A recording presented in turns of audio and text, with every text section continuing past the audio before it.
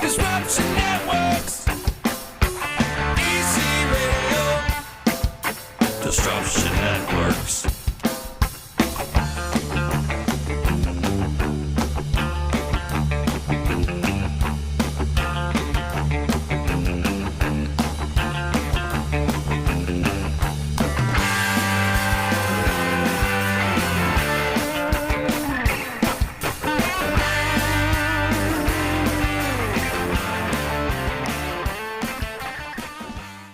The power of the internet brings us back together yet once again, people. It is EC Radio. How are you? I can't believe I got some audio in my ears, but it's happening. Thank you so much. I got to give a big shout out to Todd Williams because I don't know what I would do without Todd Williams. Sometimes I think my life would spin out of control, which it has many times, and Todd has directed me into the right direction. Anyhow, before we get into anything, much love to EJA Moving Services, the professional movers. When it's time to move and relocate, hit them up at 315-335-0516. Or hit them up at ejamoving.com, the home of the free boxes, and also the place that makes your move stress-free. So give them a call today when you're ready to move to like Guadalajara or Japan, or even if you want to move to Camden. He will move you anywhere where you need to go. ejamoving.com. Also, much love to my attorney, Dave Longaretta. If you need legal advice, give him a call today at 315-735-6162. And a big shout-out to my friends over at Utica Coffee, which, by the way, Heather Delia from Utica Coffee will be in the house tomorrow. She's going to be joining us tomorrow, so make sure you tune into that. But for now, we are tuning. It's kind of funny, actually, because we had some technical difficulties going earlier, and not only do we have technical difficulties, but as the guy was waiting on the line, the other line, he's a freaking radio engineer, and he's like, test 1 2, is this thing on? And I was like, no. T-Bone, Tommy Presite joining me today, brother. How are you, man? It's great to see you. Dude, thank you so much for having me on, man. I really appreciate it.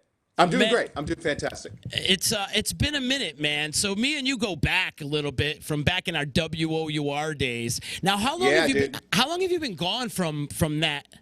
How long have you been removed yourself from Utica, if you will? I moved summer of 97. It was like maybe a week after the big fireworks over Central New York show that we used to do. I think Collective Soul was there that year, maybe Toad the Wet Sprocket, a couple of these other bands. And then I moved to Pennsylvania, Harrisburg, Pennsylvania. I've been here ever since. And like you just joined forces with another radio program, or did you transfer? I just transferred, yeah. Transfer. So literally up until maybe 5 years ago, it was still my first job out of college. The folks, you know how it is in radio, it's just bigger companies absorbing smaller companies, and that's what happened. You know, our group got absorbed by a group in Albany, and then that got absorbed by a group in Pennsylvania, and then eventually Clear Channel absorbed that group, and then they turned into iHeart, and you know, the rest is history. So you're working for iHeart right now? Up until 5 years ago. So I was with I guess up until maybe 22 years, something like that. Wow, that's longevity, brother. I know. What'd you call me when I came home? You called me a lifer. You are. And I felt like you weren't saying it in like a cool way. You're like, oh man, you're a lifer. You're just like, oh, you're a lifer. I remember when I first got started in radio, a buddy of mine, John Curley, God rest his soul, but John Curley and I used to say, dude, you're radio. You know, there was the fun radio guys. Then there was the, hey there, hi there, who there, 5 o'clock after the 3 o'clock hour. You know that guy. The pukers. The pukers, right? The pukers. Hey, everybody. All right. This one's coming up next on the platter. 5 minutes after the hour of 4 o'clock, looking at 83 degrees here in sunny central New York. Yeah, that guy. Yeah. That was, this is, and here's what's coming up next. That's how it was, man. It was. And that's how they trained you. They like molded you that way. But eventually, and you gotta thank like Stern and those guys that kind of flipped the script a little bit to got out of that mold, if you know. No doubt, man. You had to have, you know, you also had to kind of have a personality like that too. You know, it's tough talking. It's tough talking on the radio. You know, it's not easy. You tell anybody, oh, it's a 5-minute segment. Okay, go ahead. Talk about something for 5 minutes. Talk about, I dare you to talk about something for a minute without being like, did I already say that? You know what I mean? It's so difficult. It's not an easy thing to do. Right. And the first thing they teach you in broadcasting school is to get rid of those crutch words, which I still use all the time. I mean, we all do. I know. I can never get rid of them. No, you can't. How do you get rid of everybody says before they start a sentence or like. It's so hard, man. And then the biggest one I think was Peter Hirsch was our PD at the time. It's been so long, but he was like, it's not, or no, maybe it was Allison. Allison was like, it's double U, not W. And they used to bust my chops too. Like, we need to take the Utica out of your voice. Yeah, I know. Oh, when I moved to PA, you know, it's all like kind of rural. I mean, not the most of the state is like an ag state, but you know, Harrisburg's a decent sized city. It's like, you know, about the size of Utica.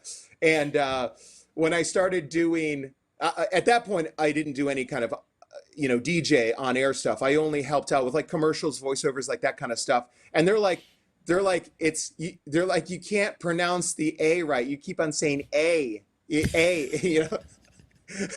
And it was terrible. Like any kind of commercial they did, I was like, no, say it again. Yeah, it's hard to pronunciate some of the words, especially when we live so close to Canada. I know. Right? You're like, Utica is America's Canada. And shout out to Mike Ciccone for that one. That was his little skit that he had on it. But Utica is America's Canada. Yeah. I mean, but I love it. You know, I've been, like I said, I guess I'm a lifer, but I love radio. You know what I mean? Good, bad, or indifferent, you know, I still love it. How did you get into the engineering side of the game? Oh my gosh. Like in 30 seconds, you know, my pop was in the Air Force, so we were everywhere. Right. But, I was going to college in Ohio at the time, and the master plan was to become an architect, right? You know, I wanted to draw parts and stuff like that. You know, I would love drawing, and I did really well at that. But in pursuit of that degree, I had to take like some engineering courses, and then Dad retired. We moved back home to Utica. My buddy Matt McMullen, he was Slick Mick on WOUR. He got me a job at OUR. I was doing like call out, just basic kind of some research. Hey, do you like, what do you think of the latest from this band Collective Soul? We play them a sample, that kind of thing. Mm-hmm. And then I was going to school at Mohawk Valley. Same thing, in pursuit of a mechanical engineering degree, and then eventually, bigger and better things. And then once I started kind of just getting a foothold at OUR, they let all those guys go. I started helping out with the morning show. I was like the whipping boy, like the man on the street. One of my favorite stories with Genesee Joe. I had to. That's right. He's watching Is he even right awake now. He's watching right now. That's why I said who. I should even, I always feel uncomfortable telling his story because, I had to dress up. You got to ask him. I had to dress up in a pig's outfit, and I had to go stand. I had to go stand outside of this, this great place to get meat products. I don't want to say the name, but I just remember them. They were so upset at the radio station, and obviously at us. Joe was like, big old handlebar mustache, right? He's got a microphone. He's like, get in the van. And we had to scoot out of there pretty quick. But so, with all that, I started doing some overnights, and, that was cool. And that was some decent money because I wasn't doing anything at the time. And then the FCC relaxed its laws on how many stations, basically one person could own or any kind of corporation could own. And then once that happened, we went from, just from WOUR and WUTQ to a 6-station cluster. And they needed help. At that point, they needed engineering help. And I remember Peter coming in one day. I was like doing production or something like that. And he's like, hey man, would you be interested in, hey man, would you be interested in doing, some of this engineering work? He's like, you're a good guy, we like you. And I was like, yeah, I mean, I'm like, I can do anything, right? So, so sure enough, I was like, yeah, I'll do it. And then the pay, it was way more than I was making as a jock. So I'm like, oh, what do I need school for? I was like 19, 20 years old, something like that. And I'm like, I was making like from what I anticipated or perceived was real money. And I'm like, this is great. I don't need school. And then the rest is all downhill. After all these years, you still have his voice down, brother. Right? When's the last time you seen Peter Hush and you could still talk Oh my like God. him? It's just been ingrained in my brain. It's just, you gotta kind of gruffle your voice a little bit, and you gotta bang on the counter. If you got a counter here, if you ever seen him work the board, he was always like this, move faders. He wouldn't move one fader. He'd have like the 5-finger, full on, just grab anything and just up and down, tapping everything. And he'd look around, obviously Mike Mechanics, you got to be, right here. So, you do one of these, you talk to now, Oh, that's great, man. You mentioned being out on the streets and doing some funny stunts as like an intern and whatnot. What other crazy shit did they have you doing? Do you remember? Oh my gosh. Excuse me. I would, I don't remember. So we were on Bank Place, right? Yeah. Down the road, I guess, heading towards North Utica on Jenny, there was a card shop, Ball's Card Shop. I don't know what that street is. Is that Mohawk that cuts across, or is it Bleecker? I can't really remember, but there was it's all redone now. Like when I go home, I barely recognize anything downtown. But anyways, there was and I'm sure Joe knows, there was wherever that corner was, there was a card shop. So we would go down there.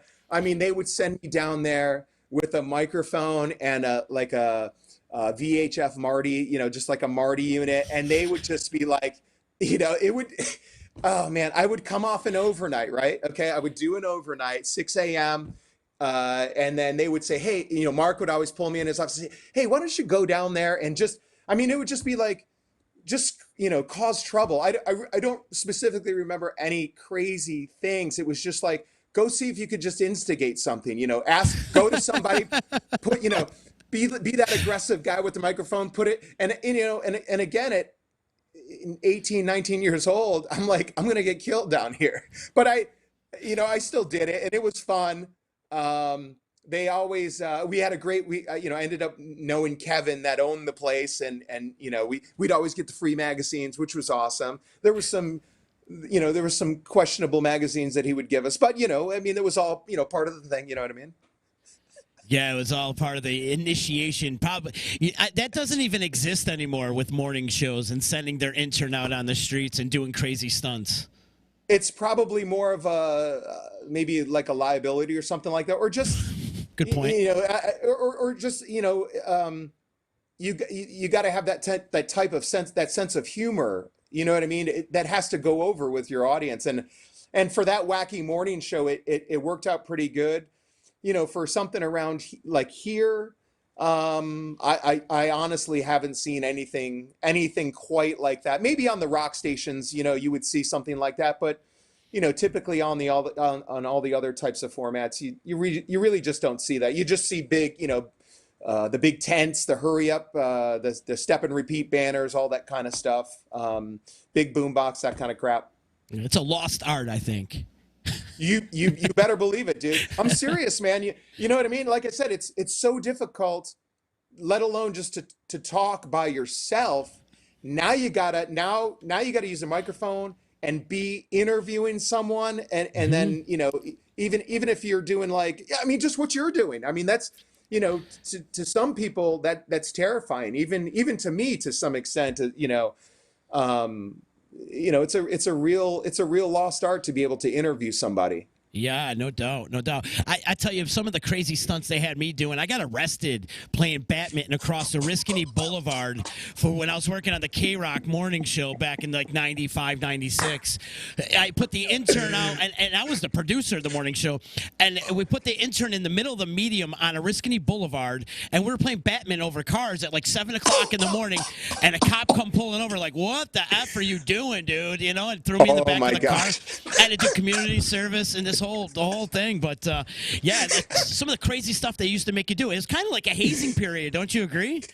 Dude, absolutely. I mean, because all these guys were like older guys, you know what I mean? Established, heritage characters in that history of radio in that area. But and part of me was like at the time was like, oh man, this kind of sucks. But in the same breath, it was fun. Yeah. And it was a lot of fun. Yeah. And the name of the card shop, and shout out to Danny Melito, Ball's Card Shop is the name of the card shop over there. Yeah, Ball's Card Shop. I think Kevin Tallarico was the guy who worked there. I mean, this was years ago, dude. I don't even know if the guy's still alive. So what are you doing these days? What's going on in your world these days? So, like I said, I'm still in radio. I Right. just work on the other side of the dial. It's just non-com radio now. It's all engineering. It's all transmitter sites now. I really don't deal with studios anymore, which is great, because my job would be fantastic if it wasn't for humans. You know what I mean? I don't mean to give the guy, the DJ, the hard time. You know what I mean? But 9 times out of 10, hey, what's going on? Well, either the light bulb's burned out, or there's a hissing in my headphones. I don't have to deal with that garbage anymore. You're just shaking your head when we were dealing with our technical difficulties before we started this podcast. I know. I'm all too familiar with this situation.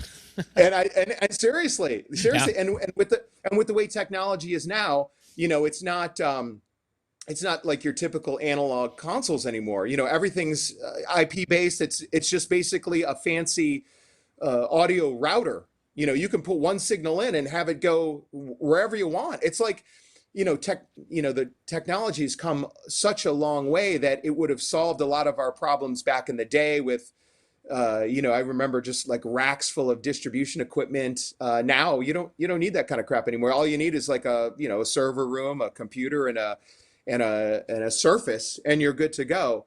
But so yeah, like I'm stoked. I don't have to do that anymore. Right now I primarily build radio stations, Really? not physically. Yeah, not really. I don't physically erect the towers and all that stuff, but I coordinate all the, if I got to get a tower crew, if I got to get a construction crew, like that type of stuff, getting the equipment racks installed. And then once it's built, I've got, a handful of guys underneath me that manage whatever we just build. Is Harrisburg a big territory, or are you kind of spread out beyond Harrisburg? Yeah, so I take care of basically from New Jersey. Oh, wow. West through Pennsylvania out to about Somerset County, which is maybe an hour, maybe 2 hours outside of Pittsburgh, and then I handle. So if you take 81, I guess where you 81 south, like if you're in Syracuse and take 81 south, it basically dead ends in. Well, it doesn't dead end, but it dead ends right. It goes right through Harrisburg. So I'm basically Syracuse and everything out towards Jamestown in Erie. That's a big So territory. it's a pretty decent territory. Now I'm lucky enough, I'm fortunate enough that all of my stuff, knock on wood, is pretty much tip top. I don't have too many problems. I think the only thing nowadays that give us problem is, this part of the summer, it's just hot. So air conditioners break down, and, once they break down, then, temperatures go up and you got to turn the transmitters off, or else, you just end up ruining everything. Oh, yeah. And then those AM stations go off the air, and then that becomes a pain in the ass. I was all too familiar with that situation. Dude, I haven't had to deal with an AM station. Oh my gosh, in a long time. And that's okay. And I love AM. Like I love it's very fascinating. But I mean, it's really some pixie dust, man. It's really like a lot of the stuff like designing the systems. Like I said, it's super interesting. I got my hands wet in that a little bit, but that was a little above my pay grade at this stage in the game. You know what I mean? Right. So does AM exist anymore? I don't know.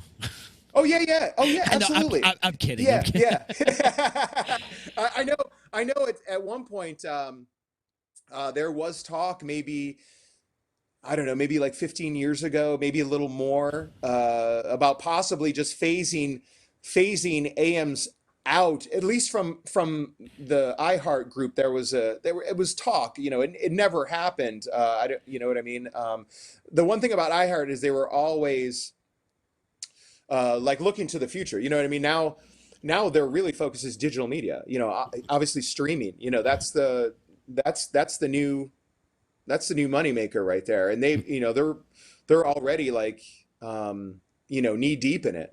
Yeah. They're on the forefront. You know what I mean, with the technology and all that. You hear it all the time. They just not. I don't know if they cornered their market, but they're working towards cornering the market for streaming. Yeah, streaming's the way to go right now. As we're streaming Yeah. live on all our social media platforms here, right? So Yeah, yeah. streaming is the way to go. You Yeah. mentioned his name earlier, and I think we got to bring it up right now because there was a couple people that actually, when I made a post on Facebook earlier, I said Tom is going to be on the show. One guy reached out and said, "Give a shout out to him for me, please," from Jerry Krause, so the doctor. So Yeah. the doctor's saying hello to you. Thank you, Doc. How you doing? I saw you got your new knee. How is everything healed up? The bionic. Wait, what do you say? The bionic man? Is that what the 10? Yeah. No, the $10 man, not the $6 million man.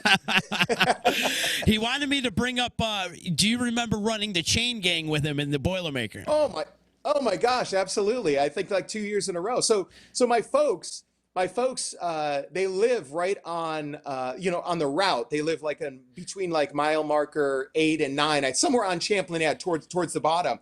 And the OUR used to always, put up a big setup on, my parents' lawn. They'd have the music out there. I think Kenny was doing stuff out there. Doc, or not, Joe, I think was out there a couple times. But yeah, like 2 years, I think 2 years in a row, we ran it. One year was, I don't remember which came first. We were the tie-dye gang.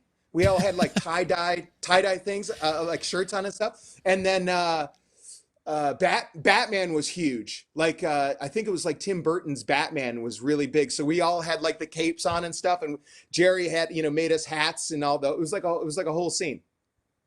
And how many guys would lock up in this chain with you and run the Boilermaker? Four. It was four of us. Four of us. Yeah. It was pretty cool. I mean, it was daunting for sure. I remember doing on some of I think they had like training runs from, I mean, gosh, it seems like a long time ago. And so hard for me to remember. Jerry and I would go out and do like the training runs, and oh my goodness, I was like, I'm going to die. Meanwhile, he's like, it's like a breeze. That's, what it is? That's why he's got that replacement knee, because he ran all those Boilermakers. All that hard running on that pavement in West Utica. Yeah. See, that was cool about what radio was doing back then, getting involved in the community. Not that they don't nowadays, but it was like more of a community aspect then. Like a lot of these radio stations don't do like bar nights like we used to, or go out to events, and they don't even really throw concerts anymore like they used to. There would always be fireworks over Central New York, or K-Rock would do the K-Rockathon. Those don't even exist anymore. It's a shame. Yeah, I certainly don't want to dump on radio, but right. It's more like it's not dumping on radio. It's dumping on the folks who own the stations, right? It's obviously a business, and it costs money to do all this stuff. And I was never aware of that when I was younger, but obviously on this side of the coin, I have a full understanding of it's a business, and it costs a shit ton of money to run, and it's just. That whole adage of, you got to spend money to make money. I used to think that was nonsense. Well, you kind of have to do it. If you own this, if you're lucky enough to, I would love to own a radio station, but I'm also wary of like all of the overhead that it costs to pay the talent, to get advertisers to spend money with you. That's like pulling teeth. But you're right.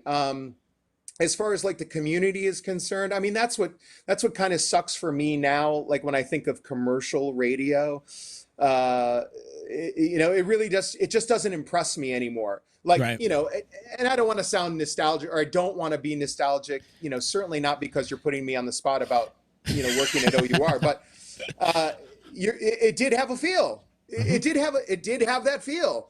I can tell you wholeheartedly that from moving from one market to another market and then being able to travel across the country and work at other stations, in an engineering capacity. I traveled all over doing studios and stuff and seeing big markets, how big markets do it, right?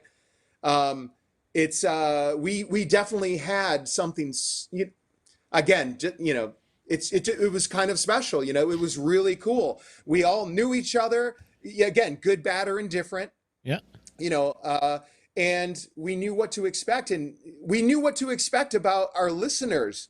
You know what I mean? It was literally like a bond. You know what I mean? You could talk on the radio, finish your shift, go out to, I can't even remember any of the bars if they're still around. The only one that I could kind of remember off the top of my head, I did an OUR night. There was Captain Trips. I'm sure it's not there anymore, but like those. There was a place in Herkimer, North Utica. There was a couple bars out there, but you're right. There was like a connection with the people, and that's super hard. Other than a morning show, and if you're lucky enough to be in a market that has a local morning show, and again, depending on it's format specific. If you're lucky enough to have a format like that lends itself to going out and to do bars and having bands, Yeah. It's few and far between where you will see, Jerry could go out. I mean, obviously, he knew everyone. He was all those guys, Jerry, Allison, Tom, Peter, Duke, Nelson. They could go out to all these places and people would be like, hey, good to see, you know what I mean? You'd be hard to see that. You'd be hard to find that now. I mean, maybe it's not like it's impossible, but it's just difficult. It costs money to send those guys out there, and they don't even pay the guys like they used to. You know what I mean? Now when a jock goes out, any of that money that kind of came, it really had to be taxed. If they gave them anything, it probably had to be taxed anyway, but you know what I mean? You really had to, it was like a much more open forum than it is now. Now, it's, well, did they give you anything? All right, well, now you got to document what they gave you. Is there any value that it's like it almost takes the fun out of it. You know what I mean? All right. And then here's your 1099. Yeah. Thank you. Yeah, exactly. Yeah. But the other thing that too is a lot of the jocks are not even live in the studio anymore. And shout out to Joe, because Genesee Joe over at the Drive, he's still live. But a lot of them aren't even live anymore. It's just a vocal track, and you put it up and you play it for the afternoon, and that's it. There's no connection with the audience anymore. Again, from a guy who loves the technology, and I love installing it and setting all that stuff up, it obviously opened itself up to the folks who were the bean counters. Why am I going to pay this guy $40,000, right? And his numbers are so. Then why don't I just get this guy from Portland who's number one in the area? I'll pay him $5,000 additional dollars in his paycheck, and he just has to voice track 4 hours, which will take him, if he's good. I've seen these guys. I've seen the best guys. It takes him an hour to do a whole show, and it's not like, and it's not a crap product. These guys got the local papers. These are good. These are guys who are good at what they do. Yep. They get all of the local, as much of the local content as they can. The easiest way to tell, obviously, is any of the types of pronunciations or stuff like that, or some of the landmarks. They'll describe them like, why did he say that? You know what I mean? But anyway, so voice tracking is a great tool, but when you take the guy, it's great if you gotta, I've got to go interview Stephen Piercy today. So let me voice track my show, interview Stephen, and then I can come back to it. You know what I mean? But voice tracking definitely, it has its pros, but I think for the most part, I think voice tracking, to say what you said, it takes the jock out of the studio, and that phone line. Oh, I can remember. If you're not going to pick up the phone, busy out those lines, because the worst thing you want is the phone's just ringing and ringing and ringing and ringing. Yeah. Because then it seems, then the perception is, if I'm on the phone, I'm like, man, this MFR is not picking up. Like, what's the deal? Versus if it's busy, then, oh, well, maybe it's just a busy night. You know what I mean? And hopefully I'll get in. So yeah, it does take the human out of it. I love the technology behind it. It makes it, if you are a good voice tracker, you can make your show sound tip top. Other than the couple things that I mentioned, you can't tell. But, how many times can I hear the same voice when driving through Rochester to Syracuse, through Utica? I'm like, I just heard that guy, here, or now he's in, Halifax, Pennsylvania. You know what I mean? Yeah, there is a lot of repeated voices throughout many markets too. One comes to mind that's the tour man, Victor Lyle, who's like legendary. Oh yeah, I remember. I mean, and again, it's a business, right? Right. It's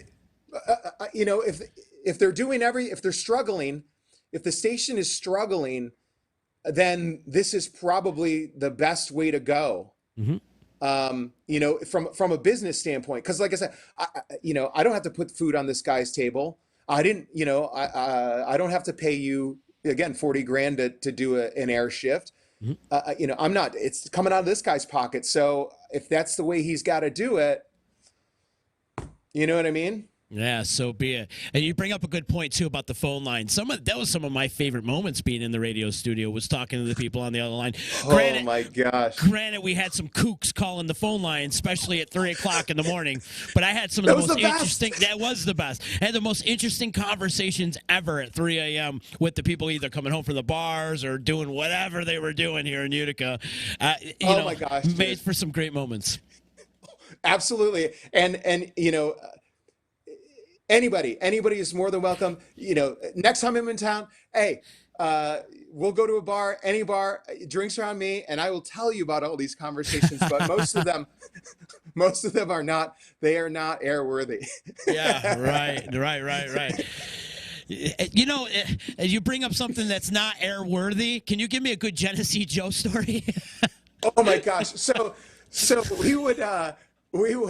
He was usually on before me. Uh-huh. and it's no secret, all you got to do is look at Joe, and then you're like, oh, this guy's like a deadhead, right? I hope he's watching. Yes. So Grateful Dead, Neil Young, all of that nonsense. I was like a huge Metallica fan. I grew up in the 80s, so I love hair metal and all that stuff, and I still do. So what we would do is we would try to like outdo ourselves with the like propaganda against the other guy. Like I would photocopy like the Neil Young Cinnamon Girls CD and, put my own ad lib in there. Well, the best, and he would do the same thing to all the bands, but the best one, and I don't even know where this is, if he lost it, if it's gone, but he somehow he was able to take toilet paper and I swear he took toilet paper somehow.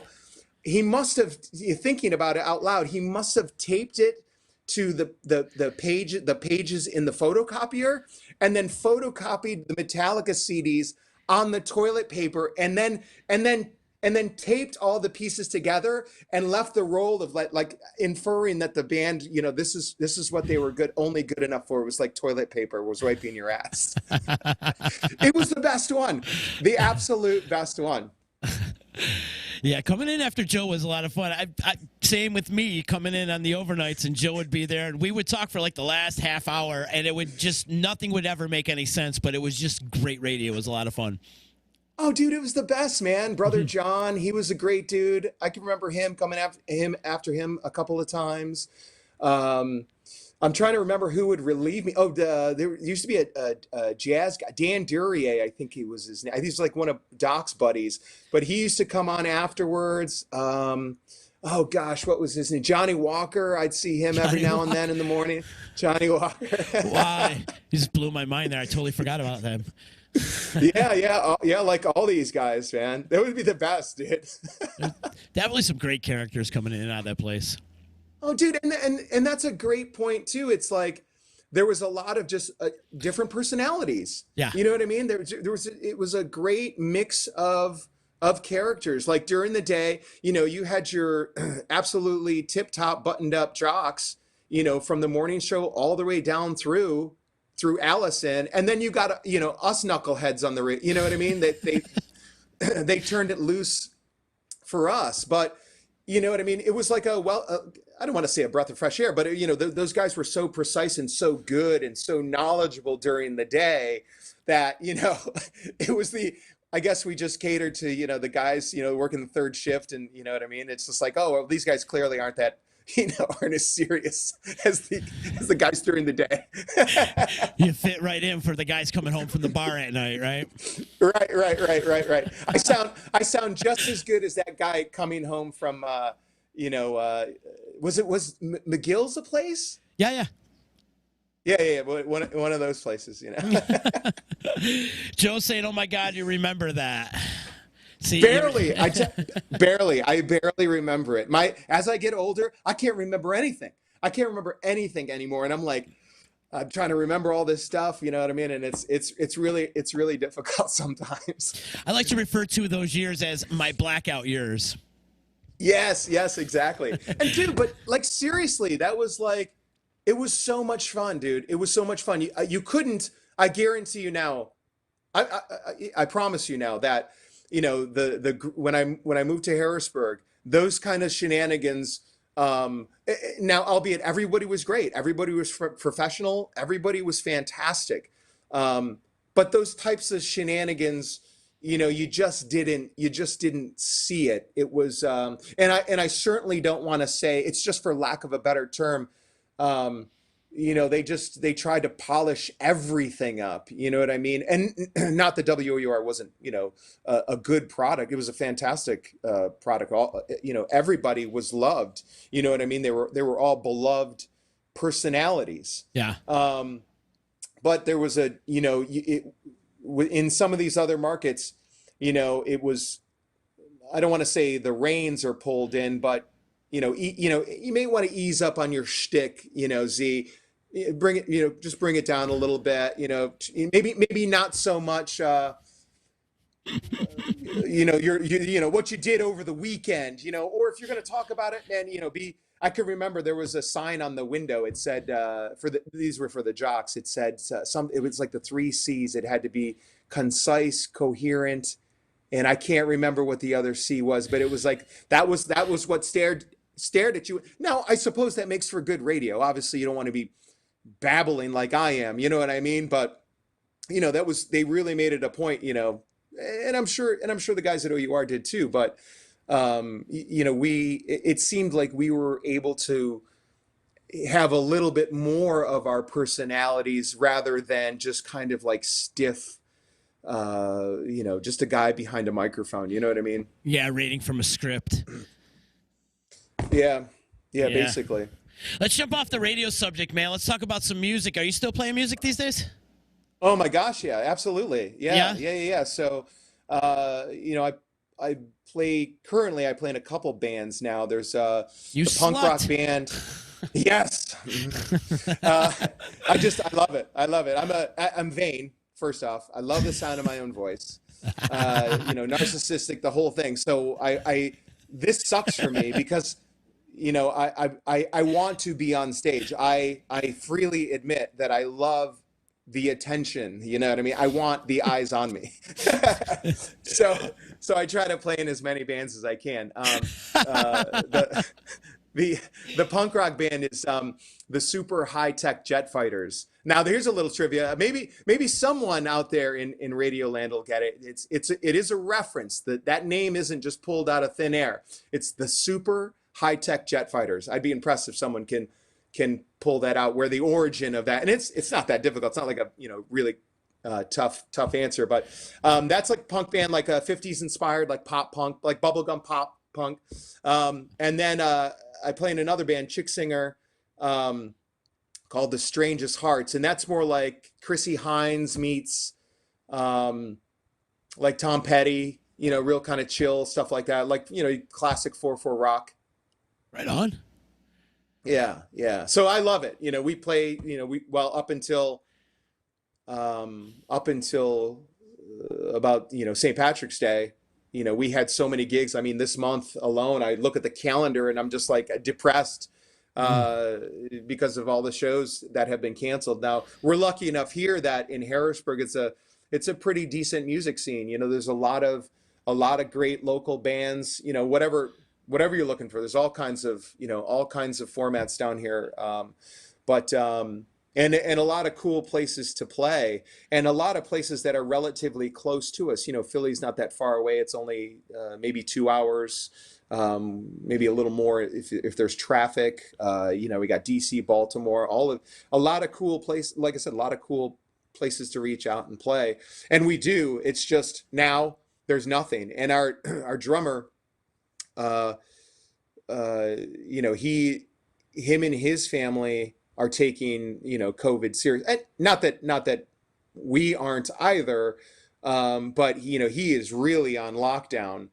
We both have newborns, and we both have young kids, and kind of at risk, relatives and that kind of stuff. But me, again, it's hard to keep a narcissistic dude at home. I still have to. I try to go out when I can. They open up bars here kind of on a limited capacity kind of deal. And my wife just, she just gives me like the evil look. She's like, you're trying to kill us. That's all you're trying to do is just try to kill us. and I'm like, no, I'm being as careful as humanly possible. I'm being careful. You know what I mean? But, yeah, it just sucks. I mean, like I said, up until St. Patrick's Day, it was a killer music scene, but there's some guys are doing like on the deck, that type of stuff, like acoustic kind of thing. And that's cool.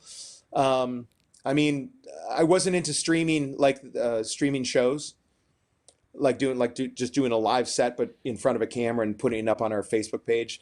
But after about 4 weeks of not playing or not seeing my bandmates, I was the first immediately. Yes, let's do it. It was just just getting together and being with my bandmates. It's like I never realized how much I love practice now. Right. So you've been doing the live stream? We just did it the one time with the Strangest Hearts, and it was really cool. One of the venues, I thought that this was a good idea. One of the venues that has shows. Obviously, it's money, right? You get bands in there, you get people in there, and then they buy beers and the whole bit. So instead of just calling it a wash, they reached out to all the bands. And so if you were supposed to play Friday night, well, you could certainly cancel it, but why don't we just do a streaming show? And Steve Shaw, he owns Shaw Ranch Studios here in PA. He provided the service for us. We went to his studio, streamed the whole thing. It was like, it was pretty awesome. It was an awesome experience. Yeah, I noticed a lot of bands doing it, and a lot of artists are actually killing it doing the live stream. Putting up like a virtual tip jar. Yeah, virtual tip jars. Yep. People are doing pretty well on that aspect of things, but of course, we definitely want to see the live setting come back in a venue. Oh man, absolutely, dude, absolutely. You mentioned Harrisburg's got a pretty good music scene. Are there a couple bands you could put on my radar that you support? Oh, absolutely. There's a great band called The Give Take. The Give Take. It's a great band. Kind of like I want to say. It's definitely, it's like punk meets rock and roll. It's not straight punk. It's not straight rock. The lead singer, his name is Paul Sorrells. Great voice, great guitar player. definitely give them a whirl. If you're into surf rock, a band called, in fact, the Tsunami Experiment. Oh my goodness. I was never, and I even admitted it to the guys. I was like, I hated surf rock. It was like I put that in the same vein as like Neil Young, Grateful Dead. Hopefully Joe's still listening. It went right in that same category. But the first time I heard them, I was just absolutely blown away. Guitars, drums, bass, just absolutely amazing. It's really melodic, really good. Another local band. Edgewood is a great punk rock band, real good, almost like Ramones core. A lot of down picking, real good. Great guy's got a great voice. John Hall, good voice. Now that you put me on the spot, now I'm forgetting all these. It's okay. You gave us a couple good ones, man. That's definitely a good one. Yeah. Do you ever get to Do you ever get to jam out with your brother at all? Because Vinny's an amazing drummer. I know. So he's the musician, dude. All I do is make noise and just seek attention. You're the entertainer. Okay, you're not a musician. You're an entertainer. That's it. If you haven't figured it out in the last 25 minutes that we've been talking that I'm a complete moron, and again that I love the sound of my own voice, then maybe you're asleep. But all I want to do is just thump on my bass and just make noise and just step back and just let that just soak in that clapping and stuff like that. That is me. My brother Vinny. Now, Vinny's the real musician. He went to school for it and the whole bit. Mm-hmm. He's in Brooklyn now. Up until I think I talked to him last week when we were home.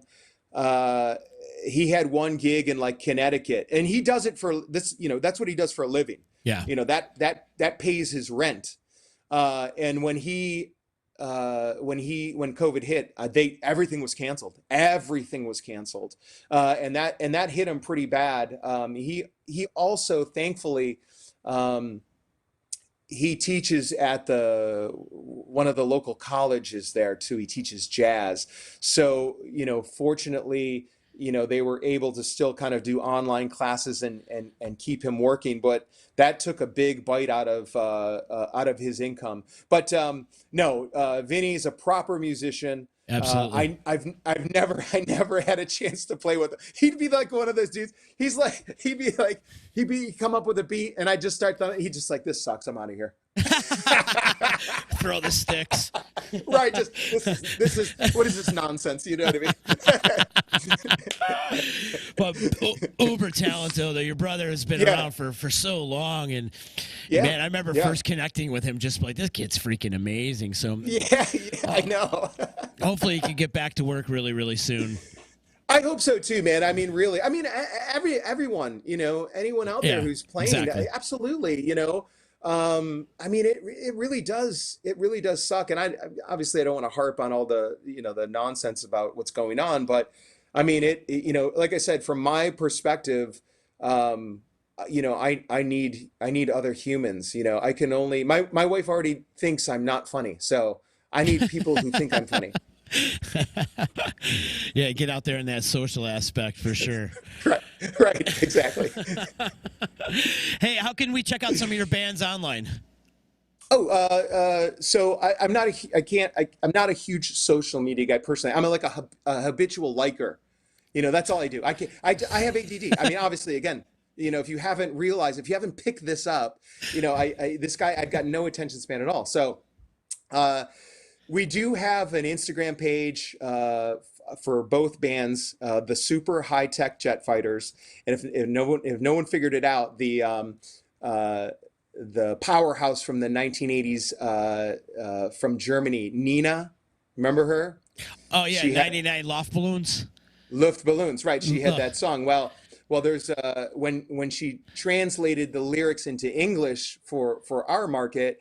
There was no direct translation for what she was talking about, and then the line in the song is the Super High Tech Jet Fighters. I know it was like that. It fell. It was supposed to hit better, but no, it's a good trivia question. Yeah. So it's the Super High Tech Jet Fighters. You can certainly find us on Instagram and Facebook, and then the Strangest Hearts. same thing. Instagram, Facebook, Bandcamp. I think you could find the Super High Tech Jet Fighters. Anything on iTunes, Spotify. I was in a band, the Lebowskis. That was my first punk rock band. We're on Bandcamp. You could find us on Spotify. You know what I mean? Like I said, that's kind of where my musical tastes lie. Kind of Ramones-ish, Green Day influenced, poppy punk kind of stuff.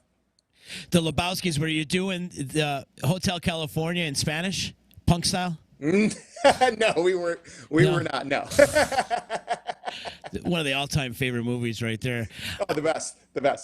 Have you seen the Jesus movie? I haven't. It's on my favorites. It's on my favorites. I haven't watched it. I'm a little worried though. Me too. I haven't seen it yet either. Same thing. It's in my favorites, and I've yet to go and watch it yet. I just don't want to be disappointed. Right. But yeah, it's John Turturro though. I can't really see him, flopping on this one. Flopping it, right.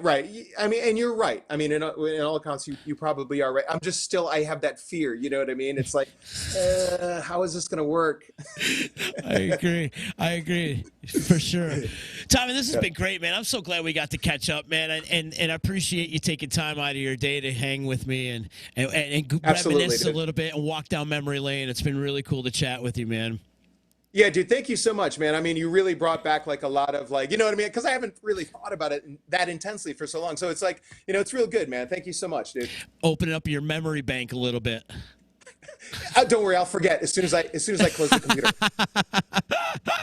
I love it, man. Thanks again for hanging out with me. Right, Before we get out of here, much love to my sponsors, EJA Moving Services, the professional movers. When you're ready to move and relocate, hit them up at ejamoving.com, 315-335-0516, the home of the free boxes. You believe all these other services don't give you free boxes? Well, EJA gives you free boxes. Not only does he give you free boxes, but he packs them up for you. He unpacks them. He brings them to wherever you need to go.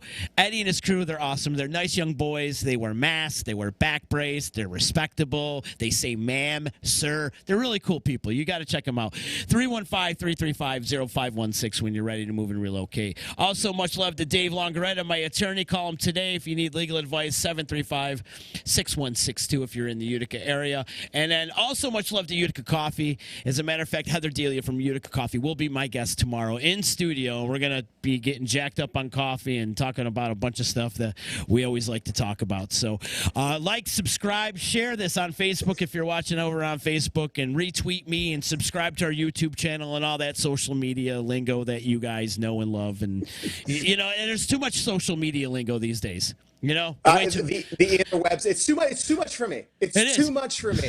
It is. It's a lot. It's not just turning on to a dial nowadays. There's multiple platforms you could check things out, which is cool though. Yeah. It opens up the distribution. For sure. Tommy, much love, brother. Thanks for hanging out with me today, man. Thank you, man. I love you, brother. Love you too, man. See you soon. Later.